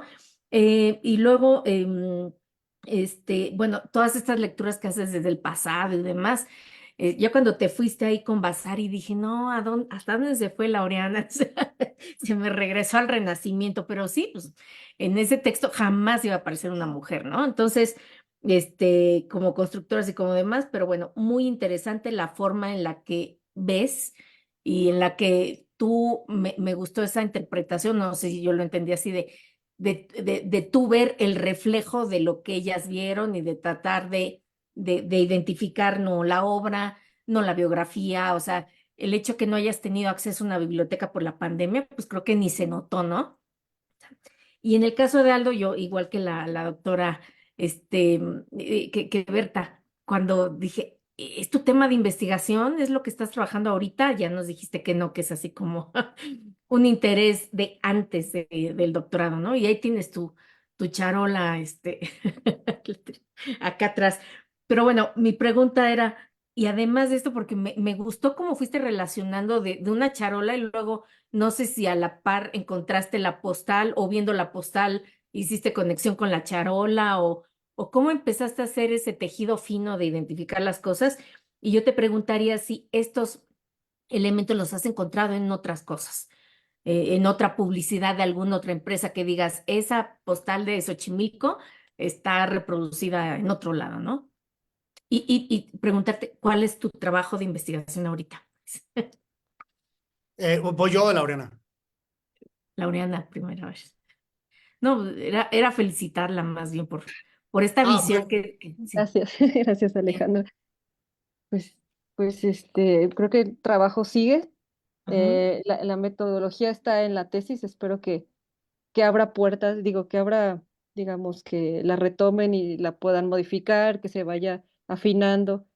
Pero claro, bueno, el interés principal es ¿no? Mirar la historia con otra mirada, con otra exacto, perspectiva, e ir haciendo pues esta revisión para que las próximas historias sean más incluyentes y sean más colectivas. exactamente.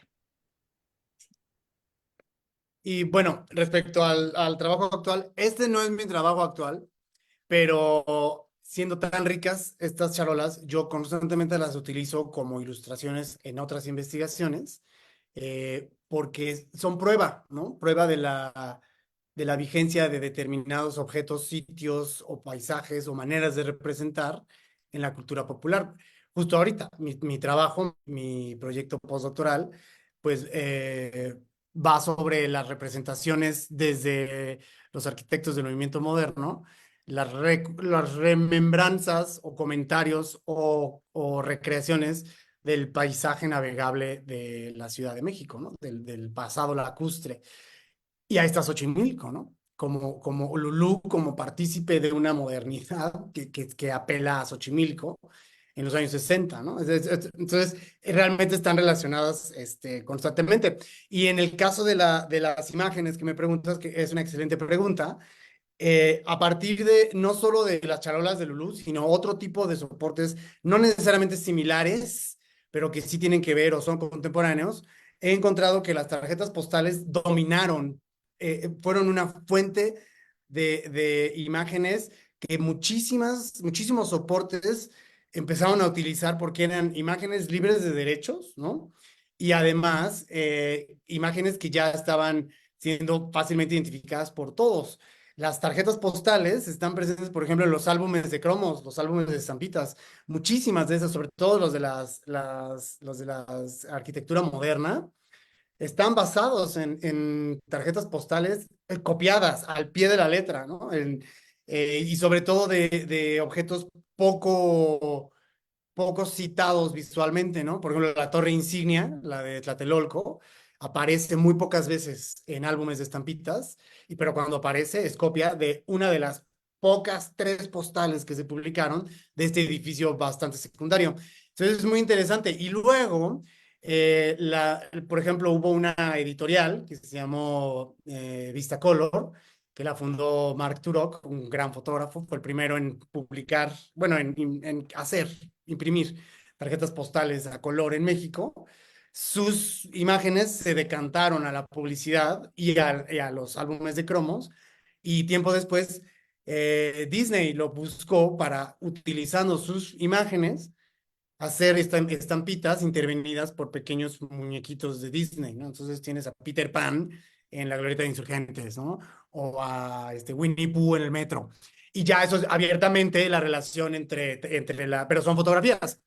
En este caso, la fotografía impresa en la tarjeta postal se traduce en ilustración al wash, ¿no? Para Lulu o para los álbumes de estampitas.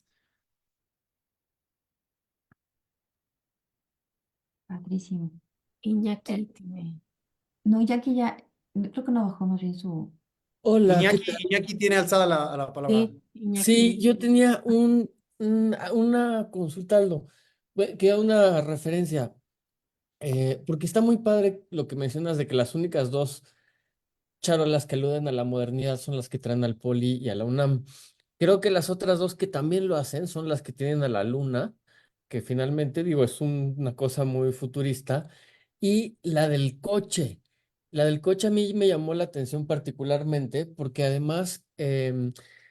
por un lado me recordó primeramente no sé si te acuerdas, en Los Autos Locos había un personaje, una mujer que era Penélope Glamour.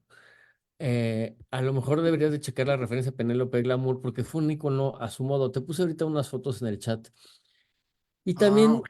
en aquellas fechas es cuando la visita de Cristian Martel a México, que es un evento muy mediatizado en su época. O sea, esa es la foto que le tomó Caballero, pero salieron muchas fotos de Cristian Martel esto es 58 más o menos, muy pin-up. Entonces, digo, no sé, es muy anecdótico o lo que es muy interesante es que justo en tus charolas sí te permiten fecharlas mal que bien, porque tienes muchas referencias que puedes ir descartando pues ya se ha construido el Poli, hubieron varias cositas que van saliendo, qué fechas son los alcatraces de Diego Rivera, etcétera, etcétera. No sé, esto es 58, a lo mejor es un parámetro también. Pues muchísimas gracias por la referencia. Sí, estoy de acuerdo. Yo me refiero a modernidad, digamos, modernidad desde la identidad mexicana, ¿no? Dentro Ujú. de la Lulú genérica, pues claro, la astronauta es lo máximo, ¿no? Está padrísimo, porque además está paseando a su perro con traje de astronauta, y además ella Con es una vista mujer. hacia México, perdón, ¿viste? En el globo terráqueo se ve México. Se ve México, ajá. Pero además es interesante cuánto tiempo tardaría en pasar para que hubiera una mujer astronauta, ¿no? Eso tendríamos que cotejarlo. Ah, Y lo que me dices de Cristian Martel, me encanta, no tenía idea de la referencia, pero justo como dices de las fechas, pues se cita a Carmen Miranda, ¿no? Como se cita a Zacatenco del 62. Se pueden ir fechando, pero se pueden ir fechando hacia no antes de, ¿no? sí, claro. ¿No? Pero lo otro es un poco más difícil, ¿no? Pero bueno, muchas gracias, Iñaki. Muchas gracias. Pero nada. A ti estuvo padrísimo. Sí, muy padre. Y también, Aldo, ¿has tenido referencia del Museo del Objeto? ¿Has tenido la oportunidad de ir? Porque ellos tienen unas colecciones bárbaras también. Y el Museo del Objeto no tiene la colección completa, y las que tiene, creo recordar que están un poco deterioradas. Algunas todas las que vimos en esta presentación, vienen de la misma colección. Y algunas tienen su pátina, ¿no? Yo colecciono solamente las mexicanas, hay otras que tengo en mejor estado, pero aún así es impresionante la cantidad de charolas que se produjeron, que se siguen encontrando en tianguis y bazares de antigüedades de todo el país. Es impresionante el alcance que tuvo esa campaña, ¿no? Ok. Y por último, el doctor Nivar San Martín dice, también la doctora Laureana tiene un texto muy interesante sobre la participación de de la ingeniera Ángela Alessio Robles. No sé si ya quiera comentar que la invisibilidad historiográfica también ha ocurrido en otras profesiones. Sí, gracias, doctor Iván. Saludos. Pues sí, digo, estoy más familiarizada con la arquitectura porque es lo que hemos trabajado, pero en el caso de la ingeniería creo que también pues ocurre una situación similar de invisibilización. El caso de la ingeniera, y bueno, creo que todos lo necesario es como mirar otras fuentes. Y en ese artículo pues consultamos mm, fuentes que no tenían que ver tanto con la ingeniería porque no las íbamos a encontrar a ellas representadas ahí. Entonces nos fuimos también por la historia de los otros personajes que estuvieron participando con ellas y ahí fuimos como reconstruyendo o bueno, tratando de recuperar los fragmentos en donde mencionaban la participación de Ángela Alessio. Entonces trabajó mucho tiempo con Uruchurtu y de Uruchurtu pues hay muchos registros y muchas otras publicaciones donde se menciona. Entonces, era como ir rastreándola a través de las colaboraciones, ¿no? Como habíamos dicho, la importancia de estas colaboraciones. Y bueno, ir también viendo y buscando en archivos que no son tan conocidos, por ejemplo, está el de la Consejo Nacional de la Población, el CONAPO, que tiene algunas publicaciones que conserva antes de que se dividiera el Instituto de la Mujer y el CONAPO. Entonces, hubo una fragmentación y quedaron algunos libros en este centro de documentación. Y bueno, ahí encontramos un texto íntegro de la doctora Ángela Alessio, de la ingeniera, y fue pues como muy emocionante de repente encontrar son como hallazgos o tesoros que son difíciles de rastrear y que una vez que los encuentras, pues difundirlos es la otra como responsabilidad, ¿no?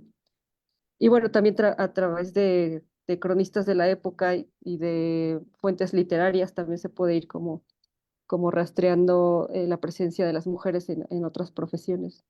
Entonces creo que hay que abrir la mirada y diversificar las fuentes y bueno, y hacer este trabajo más fino de búsqueda. Gracias. Muchísimas gracias. Y finalmente, bueno, que Iñaki se tiene que retirar. Pues bueno, entonces, pues muchísimas Claro, gracias. claro. ¿Sí? Perdón, nada más quisiera hacer un último comentario, sobre todo, bueno, a la doctora Laureana que habló un poco sobre la cuestión de la población en la S. Tecamachalco, a partir de la ingeniera arquitecta Ruth Rivera Marín. Comentarles, bueno, un poco estoy precisamente en la S. Tecamachalco y hacer un comentario en el sentido de que actualmente, bueno, la población de mujeres en el sector estudiantil sí ha ido en aumento, aunque todavía se ve, ¿no? Digamos, esta inclinación, la balanza hacia hombres, pero en cuestiones de licenciatura. Aquí arriba en posgrado estamos al revés. Estamos más o menos proporción 60-40, 60% mujeres, 40% hombres en cuestión de estudiantes en posgrado. Y en docentes, pues creo que también 30% mujeres y 70% profesores, ¿no? Entonces, yo creo que ahí más o menos se va viendo todavía esa relación de la participación de la mujer, pero bueno, creo que ha ido en aumento. Y lo interesante es que, bueno, yo les puedo compartir que de repente cuando bajamos, veo alumnas con sus hijos. Entonces también cómo es ese otro reto, ¿no? O sea, son estudiantes, son mamás, son esposas. Entonces, cómo todos estos, digamos, roles de la mujer, pues se van compenetrando, pues en un mismo, digamos, quehacer. Y me llamó mucho la atención cuando dijiste que Ruth Rivera, pues de alguna manera formó de manera muy particular su quehacer profesional, ¿no? Disciplinar a partir de este ambiente artístico y técnico. Sobre todo porque el lema del Politécnico, pues es la técnica al servicio de la patria, ¿no? Entonces, o sea, se me hace muy interesante que desde aquel tiempo ella tuviera precisamente estos dos mundos. Entonces, creo que a veces, pues nos hace falta todavía mirar hacia esa parte artística. Pero bueno, solamente quería comentar eso. Gracias. Y yo me permito también complementar lo que dice Lisa, porque las fotografías que mostró Laureana comunicaban, o sea, la comunicación visual entre las fotografías era totalmente una postura totalmente femenina.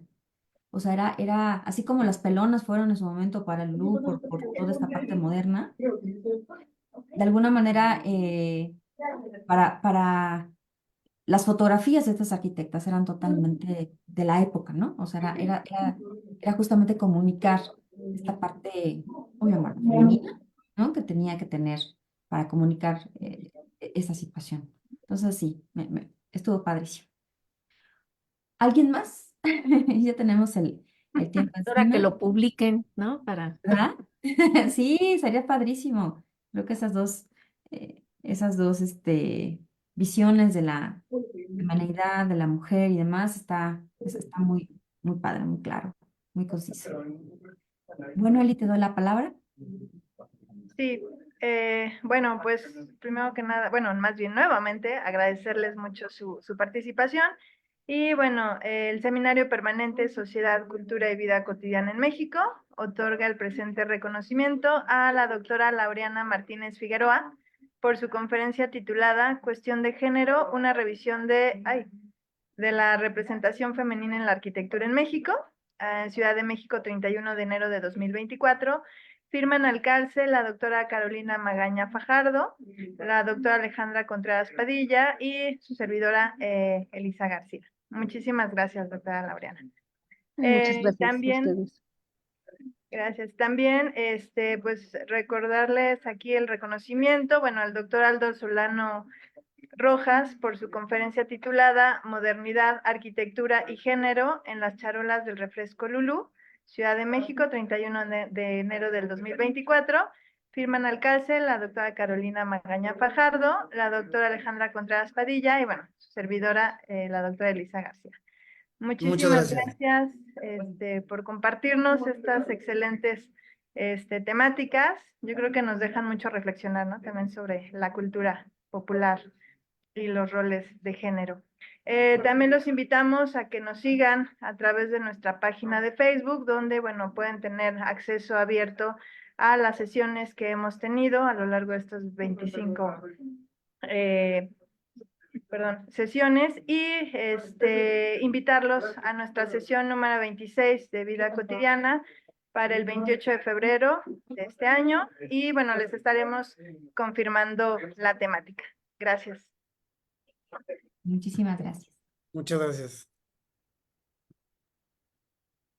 muchas gracias y buenas noches. Buenas Muchas noches. gracias.